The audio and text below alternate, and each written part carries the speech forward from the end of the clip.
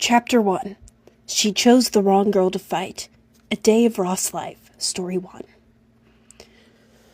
One hot, beautiful, hot fall day in California. That's where our story takes place. In a sunny little town known as Hudson, residing in the Central Valley of California. Now that you've been properly introduced, I think you should know the story is not well written, and nor is your birth certificate.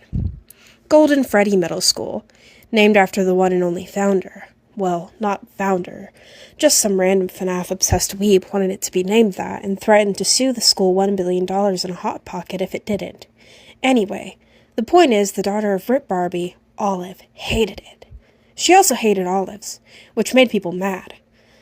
She walked that school strutting up to the school, conscious of her fat forehead, looking emo-depressed as usual.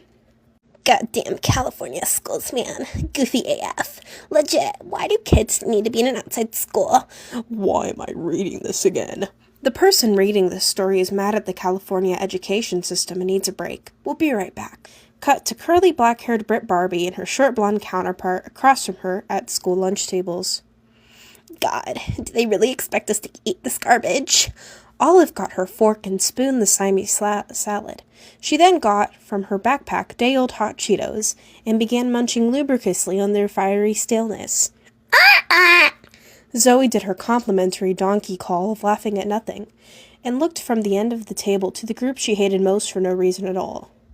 Don't end up like that Killian over there with the double chins. Zoe trapped her nails on hair with depth, soothing passion and started to choke on air. Olive looked at the counter group, watching as the fluorescent beautiful Quinsant, Morgana, Killian, and Issa did stuff and ate food. Olive felt her stomach grumble and farted. Goddamn. She needed to stop eating only hot Cheetos. She saw one of the rednecks laughed, pointing at her. She felt sad for a second, then remembered her defense mechanism, forehead. Her eyes turned white, and she did a Jesus and shone her big, goofy, shiny, forehead, blinding one of the redneck. Which one did you get? Zoe asked. The short one, Olive responded. You just described 80% of them, Zoe said back. The state California was quite unique in social hierarchy in schools, to the point each group was associated with its own special power. Rednecks, being able to murder a whole family, says Jesus told them to do so, and get away with it. And other shenanigans as well. Well, that's what you get for living in a pack of thirsty wolves. Zoe and Olive had no group. Even the infamous Killian had a group. Olive growled in annoyance at how perfect Kill was. Anyway, you going to the game tonight? Zoe asked. Yeah, Olive said. And they went to the high school football game. Okay now, Killian's POV. Who chose these names? Sorry folks, our narrator's really mad. We'll be right back. October 14th, 2022. Killian walked up to the high school with the confidence of a fat woman carrying pepper spray. They flowed their short, luscious, light brown hair and tugged onto their tight black jeans and goofy all yellow and black striped shirt. She liked yellow, gold to be specific. Not only had they lied to the school about her rich parents, but they got away with it. She laughed and walked up to the after party with their group. Roll call. Insert epic anime music. Quinsant, the blonde-haired glasses-wearing, tall, skinny sweater rocking psychopathic mess. Morgana, the curly brown-haired depressed emo weeb. Isabel, like Morgana, but black and not as depressed. Abby, the only normal one with the group, with purple hair. Then Killian, basically the main character of an anime. Side-parted hair with a curly swirl, FNAF-obsessed, and good style. Oh yeah, she had it all.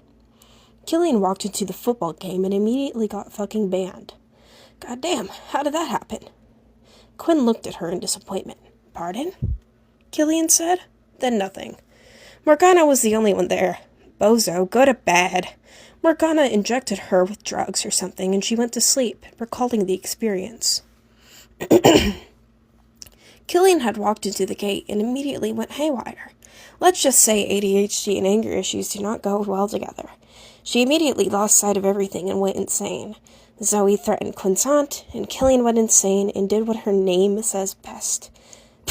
You thought she killed someone? You're insane. No, she just... There are 87 bodies that the police still haven't found. The narrators sat, looking at the script, and one of them began to cry. Killian got threatened by Britt Barbie. The girl who's exactly a foot taller than her couldn't stand Killian's shorty madness.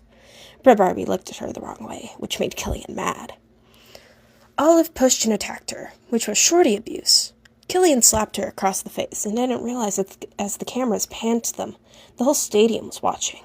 Britt Barbie pulled Killian's favorite shirt. Oh, now she was mad. "Girl, you know how to fight. You got the golden heritage upset," she yelled in lowercase, and started to beat the girl's face up till her nose wasn't as pointy. "There, free plastic surgery. Now don't touch me again." Olive was now crying violently on the floor, and somehow Killian got banned from the stadium for a year? She walked out of the stadium proud that day as her bodyguards, friends, acquainted her. Maybe no one will mess with her fragile ego again. The moral of this story is, don't mess with shorties.